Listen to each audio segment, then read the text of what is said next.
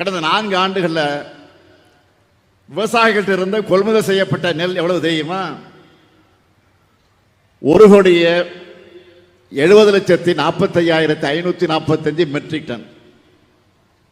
இதில் ஆண்டுக்கு சராசரியா கொள்முதல் செய்யப்பட்ட நெல் 42,61,386 மெட்ரிக் டன்.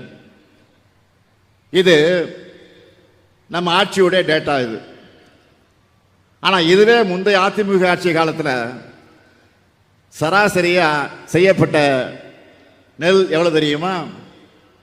ஆண்டுக்கு 22,70,293 மெட்ரிக் டன் மட்டும்தான். இந்த அடிப்படை கூட தெரியாம பொய் சொல்லிட்டு இருக்கிறாரு எதிர்கட்சி தலைவர் பழனிசாமி. அவர்கிட்ட பொய்யையும் துரோகத்தையும் தவிர வேற எதையும் எதிர்பார்க்க முடியாது.